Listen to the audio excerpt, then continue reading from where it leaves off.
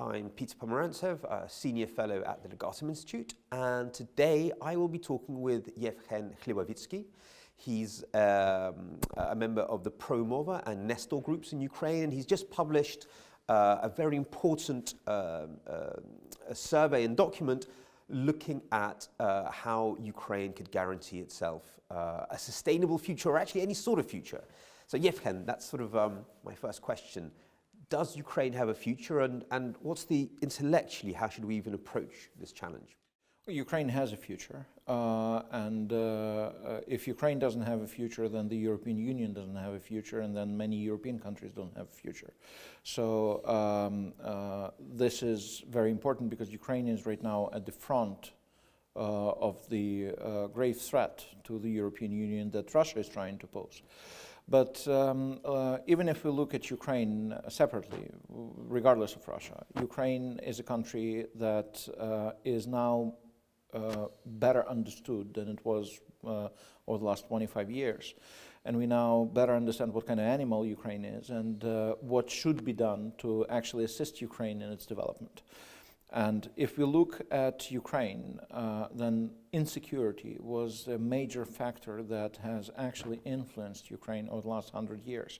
We're talking about loss of independence, then famine that killed anywhere between 3 and 7 million people, then very cruel Second World War, then repressions of the Ukrainian nationalists, then we had Chernobyl, then we had very deep social crisis in the early 90s. So,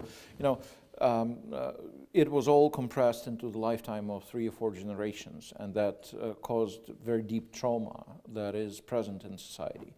And basically, once Ukraine will be able to get out of that trauma, it will be a country where the values of self-expression will replace the values of survival, and that means completely different way how people will see themselves, how they will be able to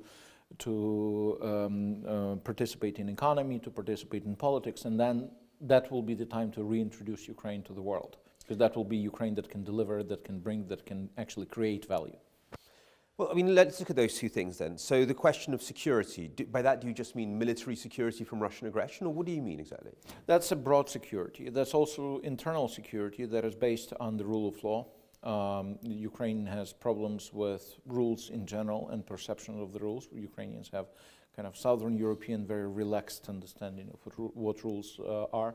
Then justice system is extremely corrupt, and it actually poses a threat to an innocent citizen who can be held liable for something that shouldn't be held liable for.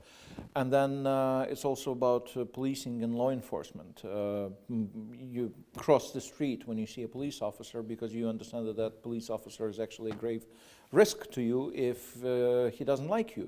He can get you detained, he can interrogate you, he can beat you up, And so these reforms will have to be undertaken, and the security would have to be improved. But there is also a different type of security, which is military security.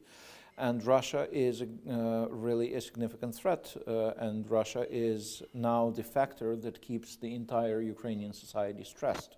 We don't know whether it's going to advance, we don't know whether it's going to continue the war. We understand that Russia is sending the arms, that we understand that Russia is sending the military professionals, and we understand that basically Russia is in war with Ukraine.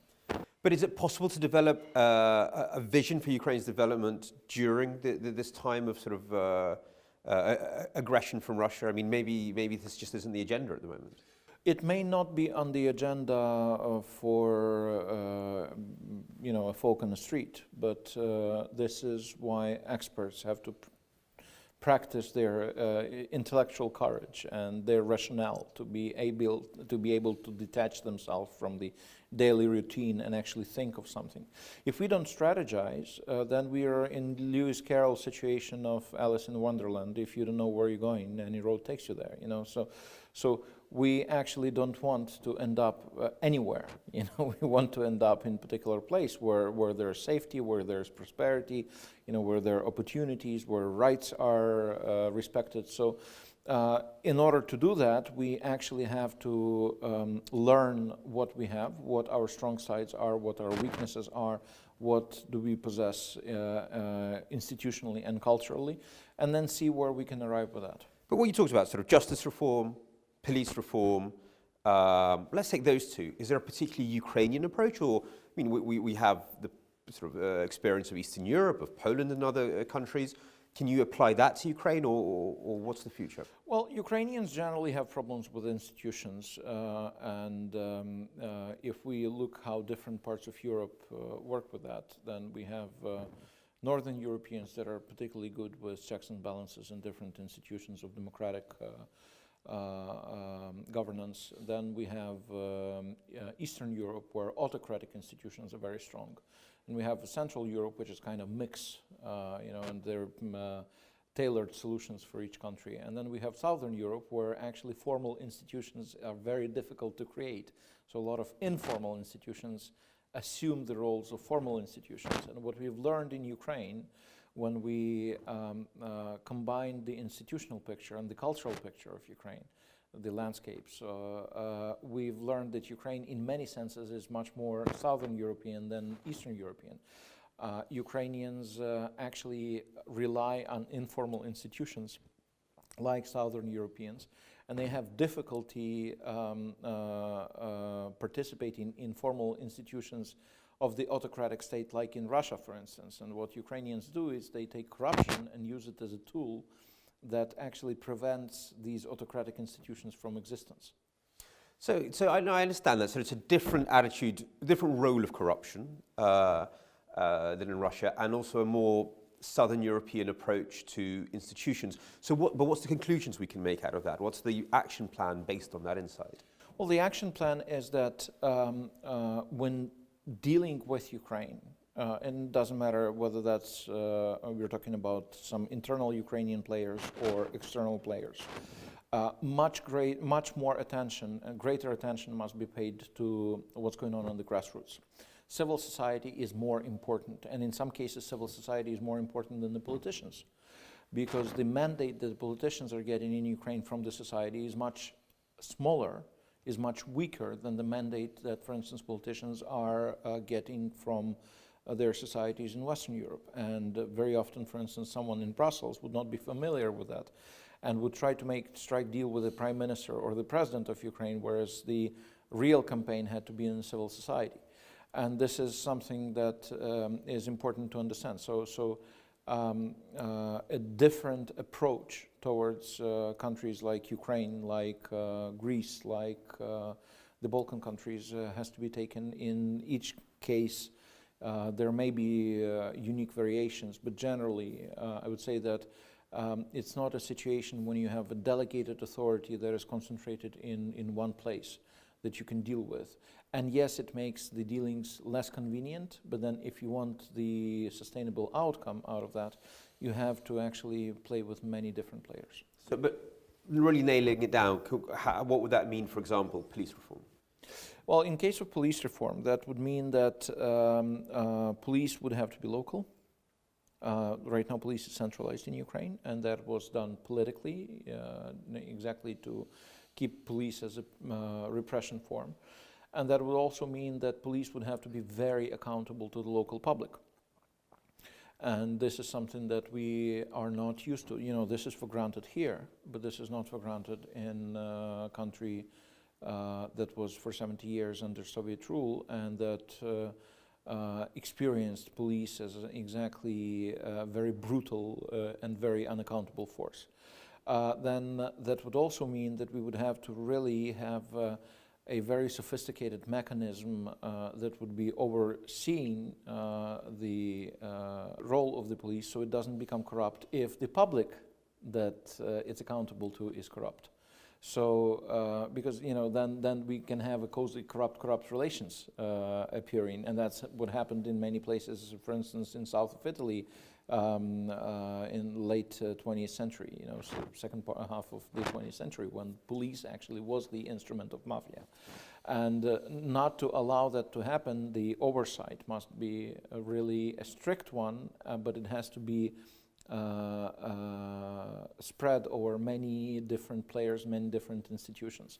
So I would say that it's a situation when consensus is really important. It's more important than majority rule in other places, and that makes it much more difficult to govern. And that brings us to a different point. We need more institutional trust in places like Ukraine, because institutional trust actually allows to delegate, and then we don't have to seek consensus in each case, which is hardly, it's desirable, but it's hard to achieve. But let's just, I mean, you talk about Southern European values. Can you sketch out what are the main coordinates of that? What do we mean by that? I would say that this is basically, I would compare that with what we have in Eastern Europe. And I would say that that means that there is no concentrated authority at the top. Ukrainians tend to treat government as bad weather. You know, if you don't like it, wait a bit and there's going to be a different one. And that means that there is no Tsar that dominates over you. And generally, if we generalize, I would say that a citizen in opposition to the state in Ukraine is prevailing, whereas in Russia, a citizen that stands up to the state has very, very few chances.